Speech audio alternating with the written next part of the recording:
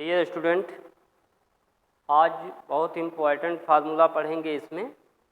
इससे न्यूमेरिकल आसानी से हल किया जा सकता है। तो यहाँ डायरेक्ट एक फार्मूला आपको बताया जा रहा है। जैसे देखिए यहाँ पर आप ये भी एक फार्मूला पढ़े हैं, जैसे रिडबर्ग नियतांक में आपको बताया गया था आर यहाँ पे होता है हाइड्रोजन के लिए, वहाँ पर क्या लिखते हैं 1/n1² माइनस 1/n2²। ओके, यहाँ पर n2², ये फार्मूला जो आया था। इस फार्मूले की सहायता से भी आप वेवलेंथ ज्ञात कर सकते हैं। हम आपको एक फार्मूला और बताएंगे जो बहुत ही शॉर्ट है, इससे भी आप निकाल सकते हैं। तो यहाँ जैसे ये हेडिंग आपका है ऊर्जा और तरंग दैर्ध्य में संबंध, ऊर्जा और तरंग दैर्ध्य में संबंध हो जाएगा। यहाँ से ऊर्जा और तरंग दैर्ध्य में संबंध ज्ञात करने के लिए सबसे पहले हम किसकी थ्योरी लेंगे, यहाँ पर प्लांक की क्वांटम थ्योरी। तो प्लांक की जो क्वांटम थ्योरी थी, प्रकाश ऊर्जा के छोटे छोटे बंडलों अथवा पैकेटों के रूप में चलता है। प्रत्येक पैकेट की जो ऊर्जा होती है वह h होती है।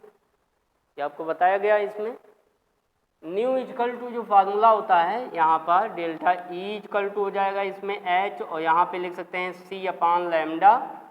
अब लैम्डा इक्वल टू क्या लिख सकते हैं इसमें hc/ΔE लिख सकते हैं। ओके, अब लैम्डा यहाँ पर दिया हुआ है। अब h की वैल्यू कितनी होती है 6.6 × 10⁻34 होता है, और गुणे c प्रकाश का वेग है 3 × 10⁸ मीटर पर सेकेंड होता है।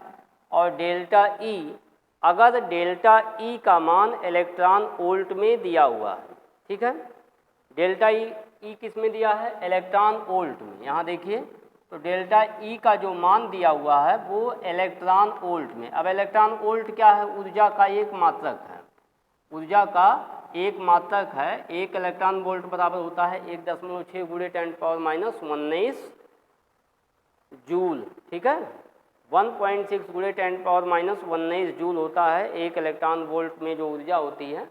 तो इसे इलेक्ट्रॉन वोल्ट को अगर हम जूल में बदलें तो यहाँ डेल्टा ई अगर मान दिया हुआ है तो यहाँ लिखते हैं डेल्टा ई, और इसको जब हम जूल में बदलेंगे यहाँ पर तो क्या आ जाएगा यहाँ पर, तो यहाँ 1.6 × 10⁻19, ठीक है, 19 हो जाएगा इसमें 1.6 × 10⁻19। और इस टॉपिक को अगर हम सॉल्व करें यहाँ पर तो सॉल्व करेंगे तो 1 2 3 75 × 10⁻10 और बटे डेल्टा ई, ठीक है, यहाँ क्या आ जाएगा डेल्टा ई, ध्यान रखिए इसमें। तो ये हो जाएगा डेल्टा ई। अब इसे अगर हम एंगस्ट्रॉन में लिखना चाहें यहाँ पर तो इसको एंगस्ट्रॉन में भी लिख सकते हैं। तो लैम्डा इक्वल टू यहाँ पर हो जाएगा 1 2 3 7 5 और बटे डेल्टा ई, और यहाँ पर ये मान जो आ जाएगा आपका वो किस में आ जाएगा यहाँ से एंगस्ट्रॉन में। ओके, ये फार्मूला बहुत ही इम्पोर्टेंट है। इस फार्मूले की सहायता से हम वेवलेंथ ज्ञात करेंगे, ठीक है। तो कहीं भी अगर जैसे कोई इक्वेशन दिया हुआ है और उस इक्वेशन की सहायता से अगर उसमें पूछ रहा है कि वेवलेंथ ज्ञात कीजिए तो डायरेक्ट आप ये फार्मूला लगाइए, वहाँ n1² n2² से भी आप ज्ञात कर सकते हैं, लेकिन वो बड़ा हो जाएगा और इससे कैलकुलेशन आपका शॉर्ट होगा। 1 2 3 4 5 भी लिख सकते हैं। अगर लिख देंगे यहाँ तो थोड़ी सी इसमें फार्मूले में त्रुटि आ जाएगी, 2 अंक के बाद वाले जो मान होते हैं उसमें त्रुटि आ जाएगी अगर 7 की जगह पे 4 रखेंगे। लेकिन ऐसे क्रम से याद रखिए 1 2 3 इसके बाद 7 फिर 5 आएगा, 4 5 लिख देंगे तो थोड़ा सा इसमें त्रुटि आ जाती है, 1% की त्रुटि हो जाएगी। कभी कभी याद रखने के लिए जो है आप 1 2 3 4 5 ऐसे लिख सकते हैं, लेकिन ये ध्यान रखिए वहाँ 4 की जगह पे क्या लिखना चाहिए 7 लिखना चाहिए। अगर मान लेते हैं आप 4 लिख के ही न्यूमेरिकल को हल कर देते हैं तो वहाँ पर 1% की त्रुटि हो जाएगी इसमें। ओके, अब जैसे इसमें कहीं एक प्रश्न दिया हुआ है, मान लेते हैं जैसे ये दिया है, अगर कि कोई एक इलेक्ट्रॉन है जिसके बाहरी सेल में जो है ऊर्जा का संक्रमण माने क्या होता है, जैसे कोई इलेक्ट्रॉन है जब एक सेल से दूसरे सेल में वो जाता है तो उसे हम क्या कहते हैं संक्रमण कहते हैं। संक्रमण जैसे आप बीमारी, संक्रमण मीन्स होता है बीमारी, जैसे बीमारी में भी सब लोग कहते हैं बीमारी नहीं है, लेकिन संक्रमण जैसे छूत की बीमारी जिसको कहा जाता है, तो संक्रमण माने होता है एक स्थान से दूसरे स्थान पर जाना। तो ऐसे बीमारियों में भी होता है कि किसी के टच में आके एक बीमारी दूसरे से लग जाती है तो उसको भी वही बीमारी हो जाती है, तो इस घटना को संक्रमण कहा जाता है। संक्रमण, तो संक्रमण का तात्पर्य जैसे यहाँ पर है कि जैसे हम अगर मान लेते हैं कि कोई एटम है और इस एटम में बहुत से सेल हैं, इसमें ये बहुत डिफरेंट सेल है ऐसे दिया गया है।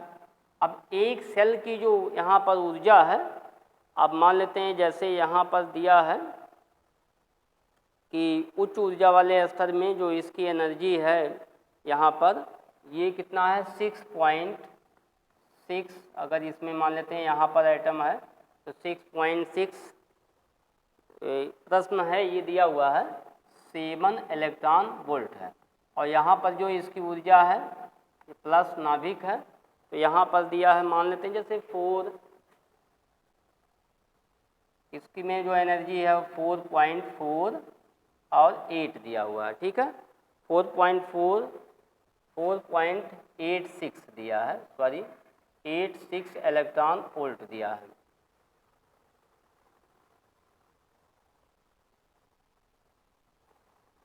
तो जैसे कि इस फिगर में दिया गया है, इसमें उच्च ऊर्जा स्तर और निम्न ऊर्जा स्तर। तो यहाँ देखो जैसे ये दिया है अवशोषण संक्रमण। अवशोषण संक्रमण क्या होता है, यहाँ प्रकाश जो है परमाणु प्रकाश केवल उत्सर्जन ही नहीं करते बल्कि उपयुक्त ऊर्जा के प्रकाश फोटॉन मिल जाएं तो वे उन्हें अवशोषित भी कर लेते हैं। श्वेत प्रकाश के में सभी ऊर्जाओं के फोटॉन होते हैं।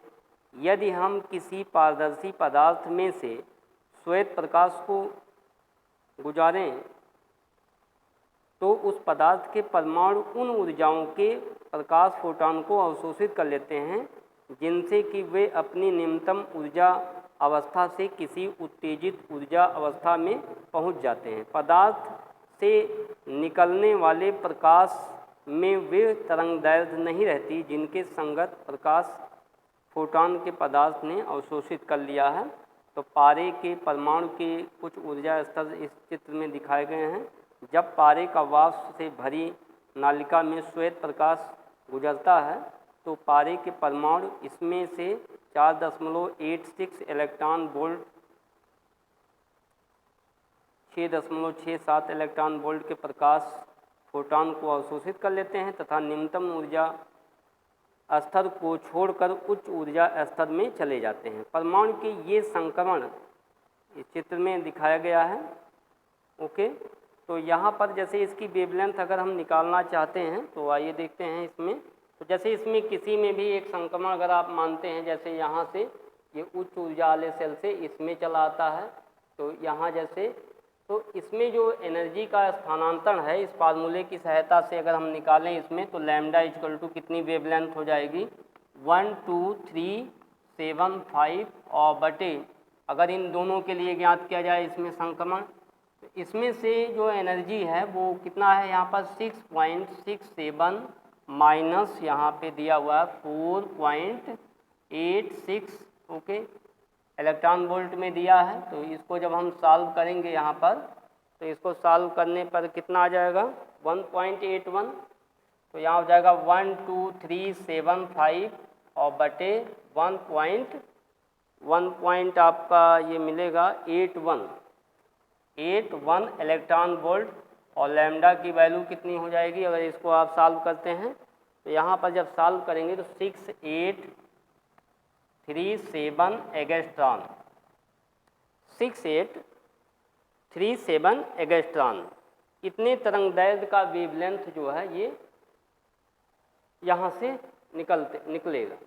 तो इस तरह से हम कोई भी प्रश्न हल कर सकते हैं। यहाँ उद्देश्य यह है कि वेवलेंथ निकालने के लिए अगर इसमें किन्हीं दो सेल की ऊर्जा दी गई है और उन ऊर्जाओं का मान जो है इलेक्ट्रॉन वोल्ट में दिया गया है तो आप इस फार्मूले की सहायता से वेवलेंथ ज्ञात कर सकते हैं। ओके, अब इसके जैसे कितने भाग होते हैं, ये जो स्पेक्ट्रम प्राप्त होता है ये भिन्न भिन्न भागों में मिलता है।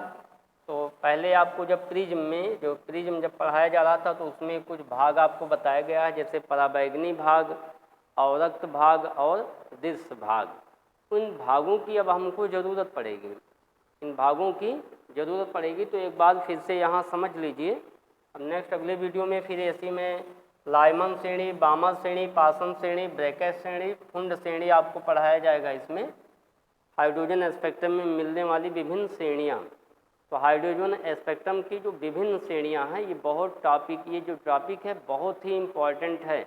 कंपटीशन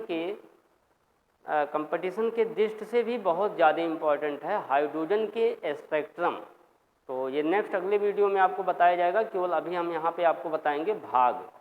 तो उसमें जो हाइड्रोजन स्पेक्ट्रम के विभिन्न भाग में यानी जो वेवलेंथ हमको मिलता है वो वेवलेंथ है क्या। तो जैसे ये प्रिज्म जो है, जिसे प्रिज्म में आप देखते हैं ना, श्वेत रंग का प्रकाश जब इस पर पड़ता है तो कितने भागों में, रेड और वायलेट में ब्रेक हो जाता है।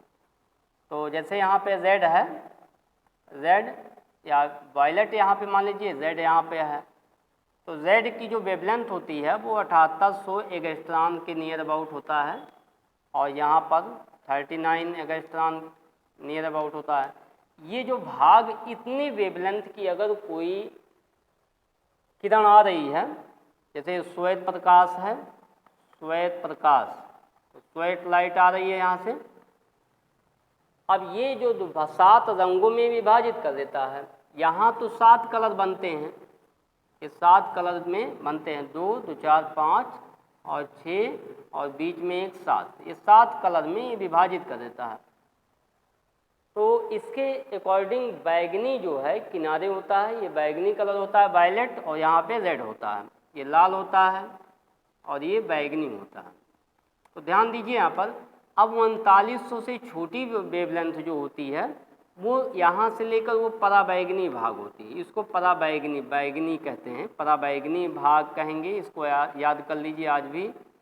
तो 3900 से जो छोटी वेवलेंथ आपको मिलेगी वो किस भाग में पड़ेगी, वो पराबैंगनी भाग मिलेगी। जैसे 3900 है, अगर हम 2100 वेवलेंथ, अब सेल से आप कहीं लाए, मतलब किसी यंत्र को आपने वहाँ पर ऊर्जा दी, तो वो ऊर्जा का जो उत्सर्जन किया उससे जो निकलने वाला वेवलेंथ है वो 2100 एंगस्ट्रॉम का है, तो वो किस भाग में पड़ेगा, तब वो पराबैंगनी भाग में पड़ेगा। अच्छा, आप मान लेते जैसे किसी यंत्र को आप एनर्जी दिए तो उसमें से जो स्पेक्ट्रम, मतलब वहाँ से जो लाइट निकली, उस लाइट की वेवलेंथ 3900 एंगस्ट्रॉम है, तो किस कलर में दिखाई देगा, तब वो बैगनी कलर में दिखाई देगा।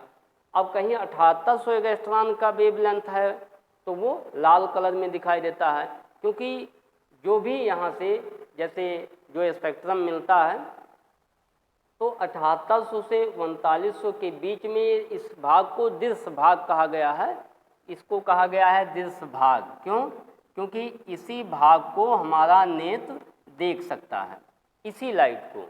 3900 एंगस्ट्रॉम से 7800 एंगस्ट्रॉम तक की जो वेवलेंथ होती हैं इसके बीच में है, उसी के लिए हमारा नेत्र संवेदित है, उन्हीं को केवल देख सकता है, बाकी इस वेवलेंथ को नहीं देख पाएगा जो 3900 से कम होगी या 7800 से अधिक होगी। तो 7800 से जो अधिक होती है उसको अवरक्त भाग कहा जाता है। क्या कहेंगे? अवरक्त भाग।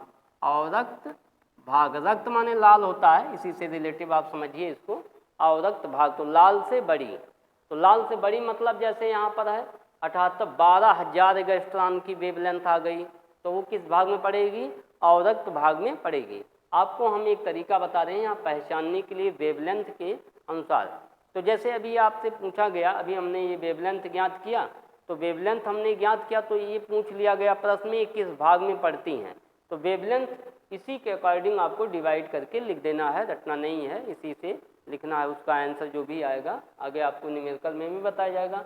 तो कितने भाग बनाए गए हैं? अवरक्त भाग, दृश्य भाग और पराबैंगनी भाग। ओके, नेक्स्ट अगले वीडियो में फिर आपको हाइड्रोजन स्पेक्ट्रम बताया जाएगा, जो विभिन्न श्रेणियां हैं। Thank you.